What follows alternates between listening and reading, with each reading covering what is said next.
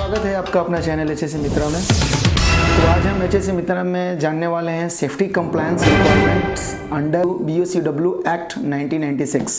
सबसे पहले बात करते हैं BOCW एक्ट यानी building and other construction work act के मुताबिक क्या क्या सेफ्टी कंप्लायंस करने चाहिए या फिर होने चाहिए, उसके बारे में आज जानेंगे। तो देखिए, सबसे पहले हम BOCW एक्ट के बारे में बात करते हैं। तो इसमें कई सारे सेक्शन दिए हुए हैं। तो सेक्शन 40 में है हेल्थ एंड सेफ्टी प्रोविज़न। बताया गया है कि जो एम्प्लॉयर होते हैं उस एम्प्लॉयर में उन्हें क्या क्या करना चाहिए, यानी फैसिलिटी देनी चाहिए, यानी क्या क्या फैसिलिटी देनी चाहिए जो मैंडेटरी है। यहाँ पर यह भी बताया गया है जो भी वर्किंग प्लेस है जहाँ पर एम्प्लॉयर का काम है वहाँ पर सेफ एक्सेस आने जाने के लिए होना चाहिए।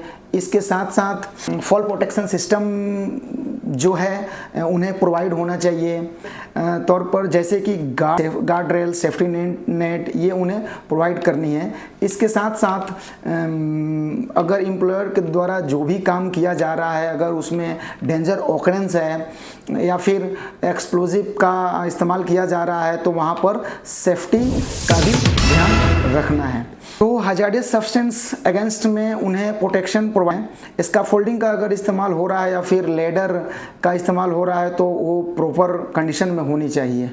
Adequate lighting and ventilation provide कराना है, जहाँ पर भी जरूरत हो वहाँ पर तो ये काम पर दिया गया है। सेक्शन 40 में हेल्थ एंड सेफ्टी प्रोविजन में बताया गया है कि एम्प्लॉयर ये सारी चीज़ें करनी है। उसी प्रकार बी में बताया गया है वेलफेयर मेजर क्या क्या देनी चाहिए एम्प्लॉयर के द्वारा, यानी कि एम्प्लॉयर को यहाँ इंश्योर करना है ये सारी प्रोविज़न होनी चाहिए एज ए वेलफेयर फैसिलिटी के तौर पे, जैसे कि ड्रिंकिंग वाटर होनी चाहिए, रेस्ट रूम प्रोवाइड कराना है, साथ ही साथ फर्स्ट एड फैसिलिटी प्रोवाइड कराना है। अगर फीमेल वर्कर्स है, वर्कर साइट पर हैं तो उनके साथ कई बच्चे रहते हैं, उनके लिए कैसे यहाँ पर प्रोवाइड कराना है, यानी कि जैसे हम बोलते हैं शिशु पालन, छोटे बच्चे वहाँ पर खेलते हैं तो उन्हें प्रोवाइड कराना चाहिए। कैंटीन की सुविधा प्रोवाइड कराना है। इनकेस जैसे कि number of workers BOCW act में बताया गया है कि 500 नंबर ऑफ वर्कर्स के ऊपर सेफ्टी पर्सन होना चाहिए। तो उसी के मुताबिक अगर 100 या 100 से ज़्यादा अगर वर्कर साइट पर काम कर रहे हैं तो आपको कैंटीन की फैसिलिटी प्रोवाइड करनी है। फिर उसके बाद सी में बताया गया है सेफ्टी ऑफिसर के बारे में। रूल है 223, इसमें बताया गया है सेफ्टी ऑफिसर के ड्यूटी के बारे में कि अगर 500 या फिर उससे ज़्यादा वर्कर्स एम्प्लॉय है तो वहाँ पर at least qualified safety officer होना चाहिए ताकि वो सेफ्टी ऑफिसर यहाँ पर सेफ्टी प्रैक्टिस के बारे में इम्प्लीमेंट कर सके।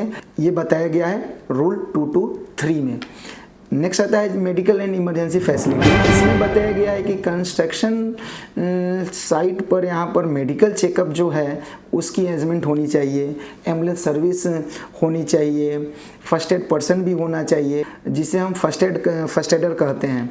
इसके साथ साथ ट्रेनिंग के बारे में भी बताया गया है। ये जो वर्कर्स हैं इनको बेसिक सेफ्टी प्रोवाइड कराना है जिसमें वर्कर को बताया जाए कि इनका रोल क्या है, वर्किंग कंडीशन क्या रहेगी। तो ये सारी चीज़ें आपको BOCW एक्ट के मुताबिक देखने को मिलती है। तो आज के लिए इतना ही, थैंक्स।